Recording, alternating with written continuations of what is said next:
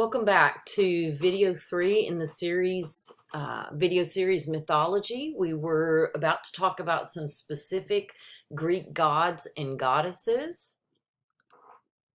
Here is a little family chart. You see that from chaos, Gaia was created.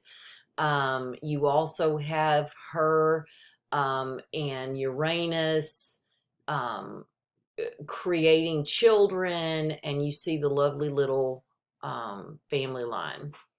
So, two names, the powers are the same. Many gods and goddesses have both Greek names and Roman names. That's because the ancient Romans adopted a great deal of their Greek mythology and made it their own.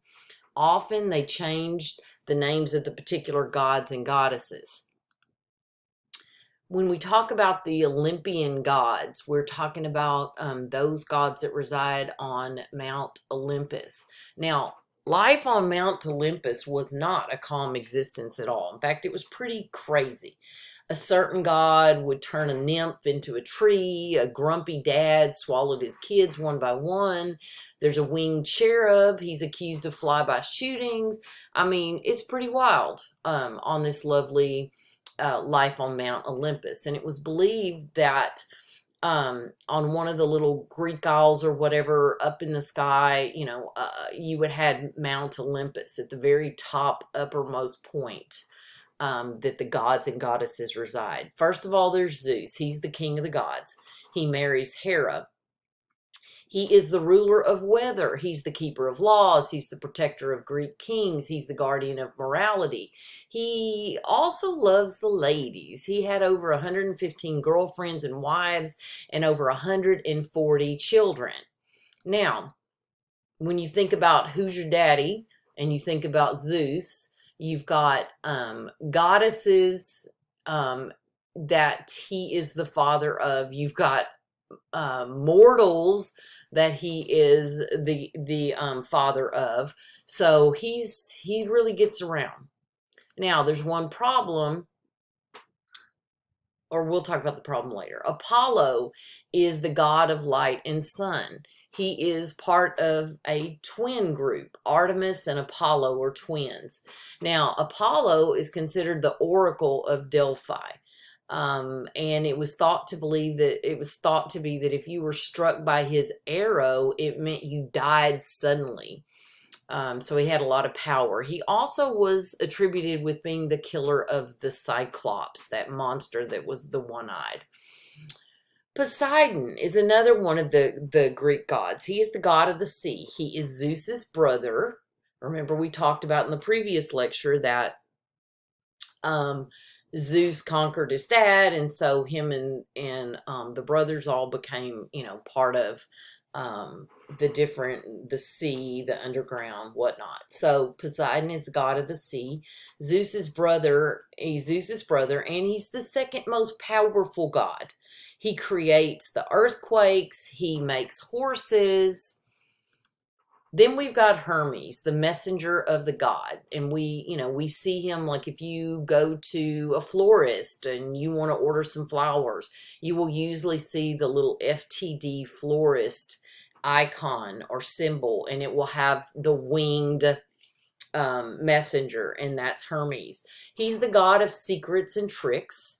He's often portrayed with wings on his feet. He guides souls to the underworld, and he also is a patron of thieves and liars. Then we have Hades. He is the god of the underworld. He's the ruler of the dead. He's the underground. He guards the underground wealth. He's the brother of Zeus and Poseidon. Originally, he was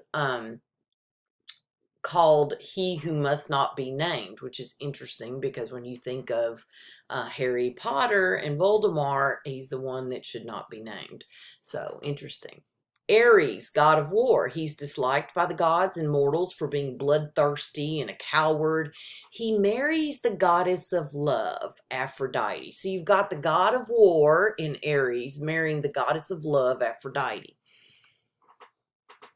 Hephaestus is the god of fire. He's the craftsman for the gods. He is the maker of fire. His mom is Hera. Zeus is one of his wives, and she thought he was so ugly, she threw him off of Mount Olympus, which is really sad because your mama's supposed to be the one that you have a face sometimes that only your mama could love. Well, she didn't even love his face. And he's the one that created the first woman. Dionysus is the god of drama, fertility, poetry, dance, song, and wine. We remember him a lot as the god of fertility and wine. He was born twice. He was cut out of his dead mom's body and then sewn into Zeus's thigh until he was ready to be born, and he brought his mom back from the underworld. So he was born twice. The Olympian goddesses. So here's Hera. She is the queen of the gods. This is Zeus's first wife. She is the goddess of women and marriage. And remember, Zeus is a ladies' man, and Hera is known for her jealousy. So this creates a lot of interesting chaos and issues on Mount Olympus. Athena, the goddess of wisdom, war, and crafts. She is the daughter of Zeus and not Hera, but Metis. She's born from Zeus's head, and she came fully formed wearing armor. Then there's Hestia. She's the goddess of home, family, and domestic life. She was wooed by the gods Apollo and Poseidon, but spurning both of them, she petitioned Zeus to let her remain forever a virgin. So that's Hestia. Artemis, goddess of hunting, wilderness, and wild animals. She was also a goddess of childbirth and the protectress of the girl child up to the age of marriage. So Artemis would protect the children, the girl children, until they were old enough for marriage. She's a twin sister of Apollo.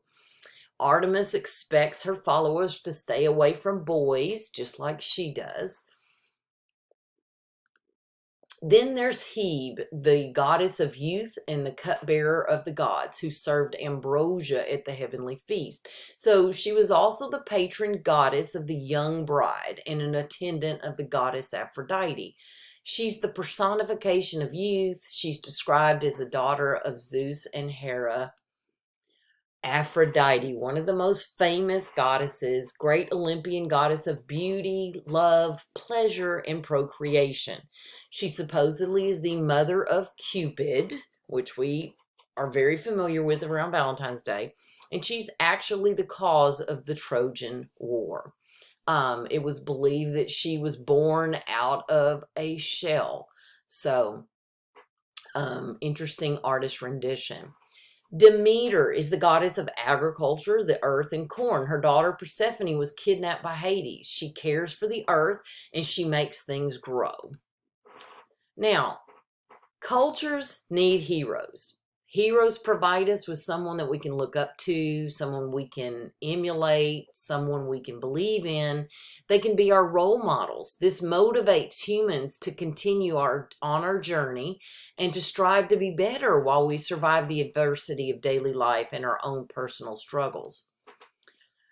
So when you think about humanities, there is a direct connection to mythology and heroes. Since people follow the urge to capture a moment, an event, or something they value, we get a lot of early artwork that had a connection to people's belief systems. Stories, the myths that explained events and phenomenon would, of course, be captured as well. So we see a lot depicted in the art forms and the artifacts that are left behind. People capturing those moments, those events, those things that they value. And if they value the gods and goddesses, then you see that in the artwork as well.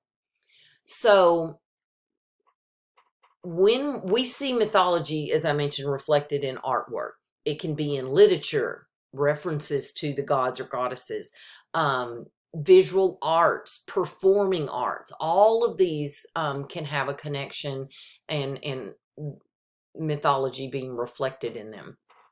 This is on the side of a vase, a vessel that was used for maybe water, wine, whatever.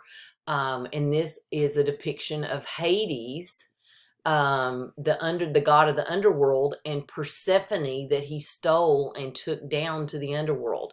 Here is a Zeus sculpture.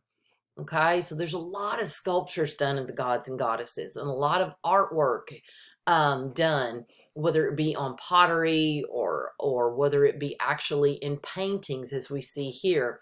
This one is a famous scene from a mythological story about Odysseus and the sirens, these women that would occupy the ocean. Here is actually the birth of Aphrodite. There's that shell again.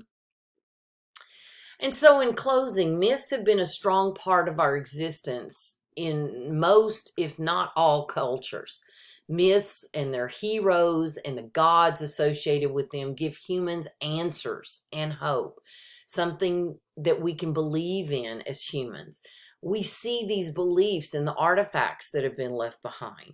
There's current artwork, and it continues to make those references and allude to mythology and heroes and all the various stories and characters that we find in those. So that's one reason why we start off studying some mythology. Those myths give us explanations. They help us to understand how we could have been created. They help us understand specific phenomenon like, the sun rising and setting every day. All of these are important, and they continue to be reflected in all cultures within the artwork of the time. This concludes our video series on mythology.